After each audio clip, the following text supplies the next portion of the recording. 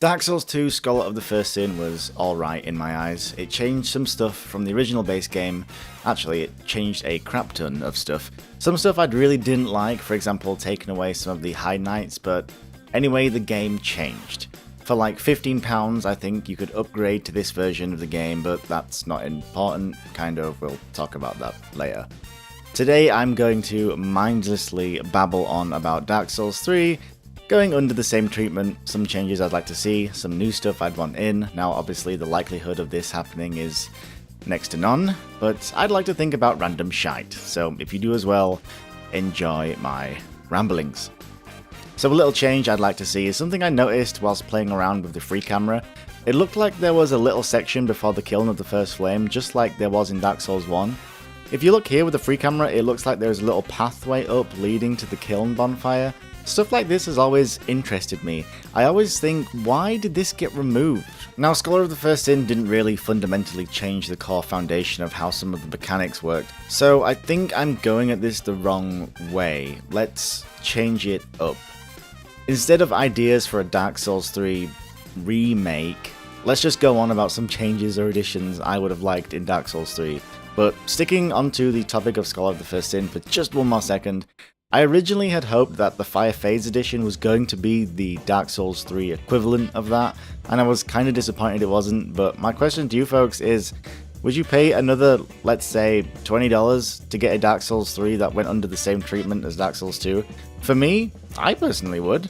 Experiencing the game, but with slight changes, was a nice feeling. But I guess it comes down to how much monetary value you think that would be worth in correlation to how drastic and apparent some of the changes would be. I know some people would just throw the dosh down just for 60 FPS, but obviously on PCs that's not going to entice people, is it? Anywho, moving on to some stuff I think would have benefited Dark Souls 3. Now bear in mind, I'm just some idiot who likes to think out loud for you lot. Some of this shit might be total bollocks, but if you think that, that's fine. All of this is hypothetical anyway. Getting invaded whilst not being embered. Dark Souls 2 did it and I personally loved it. It was a core aspect of the game that kept you on your toes whilst playing through, even after multiple playthroughs, coupled with the fact it kept the potential victims of invasions numbers up during the active lifespan of Dark Souls 2. PvP in Dark Souls 2 was a blast for me, so I loved it and I would welcome it whenever it occurred. But for those people who don't want anything to do with the online component of Dark Souls, I get it, I understand your woes, but for those people, you get on with it, because you understand it's a core element of the game series, and that's that, and to those people, keep doing what you're doing. But there are some people out there who think taking PvP as a whole out of Dark Souls is a good thing. Now, I've always said, attack the opinion and not the person. But in this scenario, don't be such a twat. There's not a greater sense of feeling when playing Dark Souls. You're down on your Estus, wondering where to go, then all of a sudden, XX, pussy grabber XX, spelt with a 3, invades, tension rising, you try to locate this dude, palms sweating, adrenaline pumping, you fight to the death, he ends up getting a hornet ring backstab, you've lost all your souls, your progression, everything in your life up to this moment didn't matter because this bastard just killed you and made your day 10 times worse than it already is. Oh, nothing's gone your way. You start to ask the question, what if I never got into gaming? Maybe I should look at other hobbies like woodworking or gardening or becoming a PR representative for people like Daddy of 5, because nothing is worse than what just happened. XX Pussy Grabber XX, spelt with a 3, has truly demoralized your entire life's purpose, and you'll never feel right in the head again. Or, because this is Dark Souls 3, the nearest bonfire is probably about 15 seconds away from where you died. Wasn't that bad after all, so shut the fuck up and deal with it. PvP is and will always be a thing, and if you don't like it, fuck off to offline mode. Might have gone a bit too far there. But anyway, speaking of PvP, I really wanted the guilty system back in Dark Souls 3. It's in the other games, I guess they just forgot about it here. Also, blue orbs would be nice. I love being AFK for 6 hours waiting for a Dark Moon summon no more than the next fella, but actively looking for a guilty invader was always fun. Right, let's shy away from PvP now. I don't really want to talk about poise, kind of a dead meme at this point. If they fundamentally changed how it worked, it just feels weird. I feel as though I've gotten too used to it and too used to how the system works. Anyway, I want to talk about the little things. Specifically in Dark Souls 2, I'm a total sucker for minute details. For example, when you're at low health in Dark Souls 2, you have a different stance, you're kind of sluggish.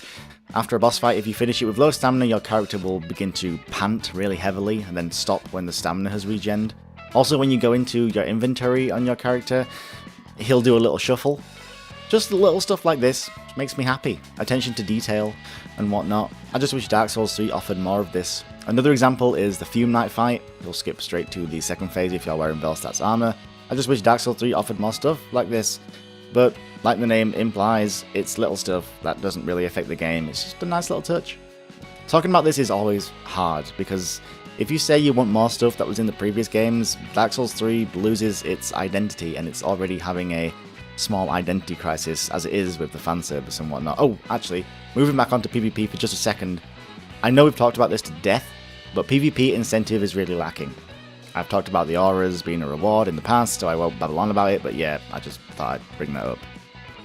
I think the biggest kick in the teeth is the fact that new game cycles don't change besides from new rings, which are now completely pointless anyway due to the fact that you can get the +3 rings from the DLC. Come to think of it, I don't think there's a single red phantom enemy that isn't an invader. That was a shame.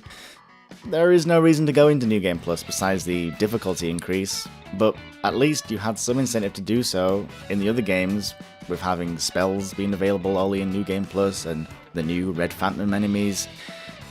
I don't think I'm going to get too much into it, honestly. We can talk about the what-ifs all day, but at the end of the day, it won't change anything. But the whole point of this discussion is, what would you like to see if Dark Souls 3 went under the same treatment, and would you even want it to go under the same treatment? What a fucking shitty video. I've been Paragon. Take care, everyone.